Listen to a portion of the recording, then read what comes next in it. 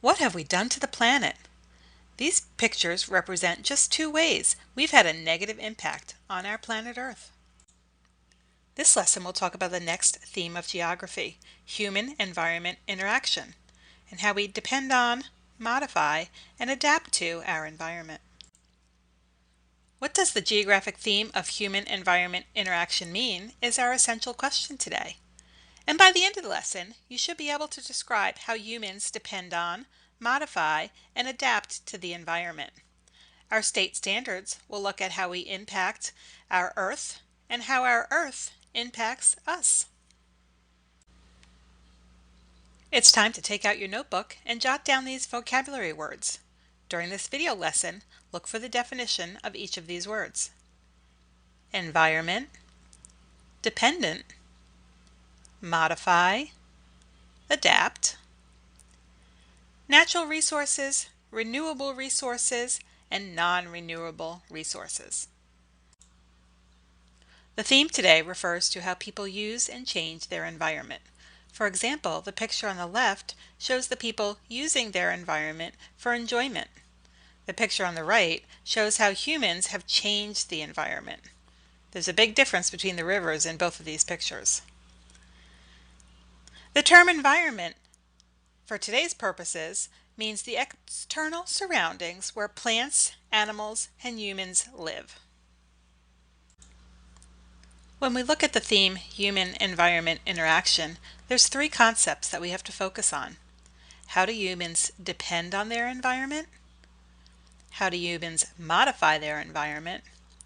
And how do humans adapt to their environment?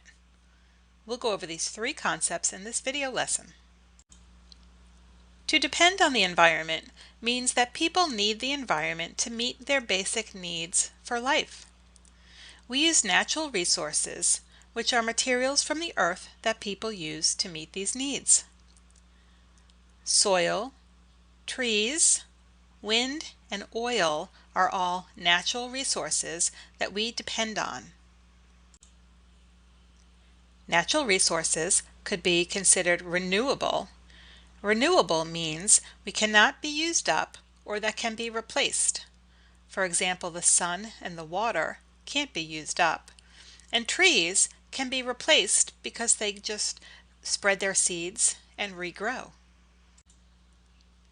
Some natural resources are non-renewable or are in limited supply.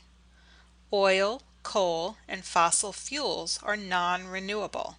At some point there will be no more oil or coal or fossil fuels for humans to depend on.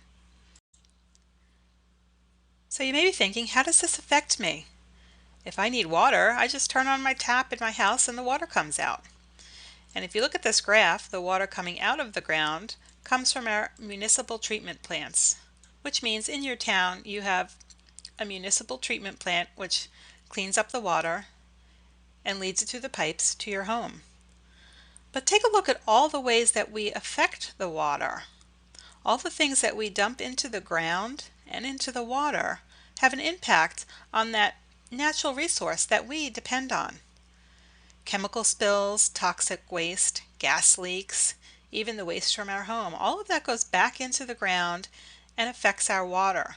That's why it needs to go through the municipal treatment plant. So next time you turn on that water, think about where it came from. What we do with our natural resources also impacts the animals on our planet. Think about it. If we cut down all those trees, what would happen to all the animals that live in the forest? And what we do to our water affects the fish and marine life as well. Dumping garbage or oil spills impacts the fish. The next concept in human-environment interaction is modify. People modify the natural environment to meet their needs. And modify means change. So we're going to look at the ways that people change the environment to meet their needs. The Hoover Dam in Nevada is an example of modifying the environment. They built this dam to change the flow of that river. So it's not flowing the way it's naturally supposed to flow. We've modified the environment with that dam. A little closer to home, Lancaster, Pennsylvania, and the farmlands. People have farmed this land, planting their crops, building their homes, barns, and roads to meet their needs. And even the sports stadiums in Philadelphia. People have modified their environment, building all of these stadiums to suit their needs. And the third concept in the human-environment interaction theme is to adapt. People change their behavior to adjust to their surroundings. Adapt means to change.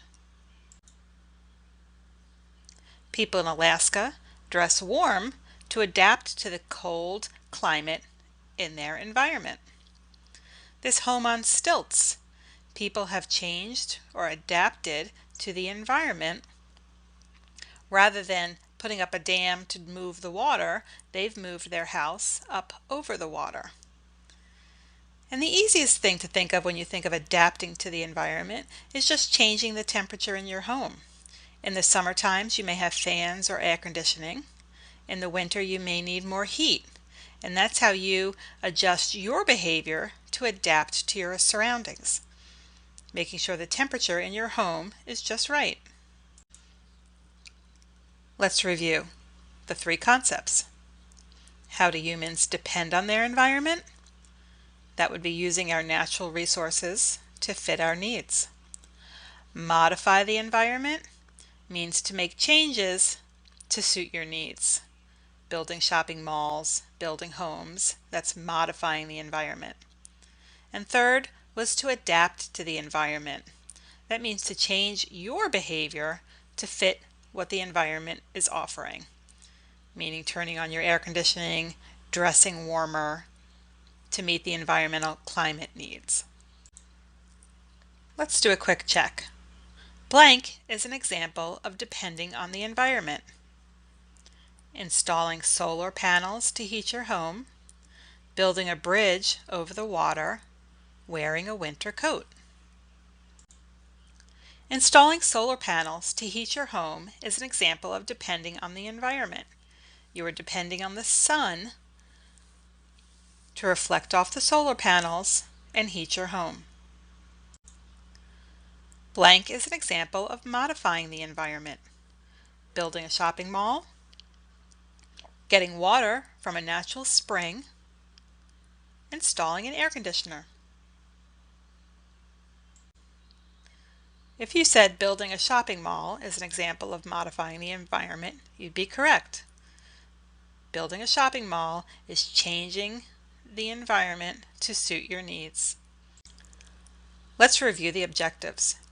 If you can't answer the question, what does the geographic theme of human-environment interaction mean? You should go back to the beginning of the video. The next theme that we'll cover is movement, talking about people, ideas, and materials.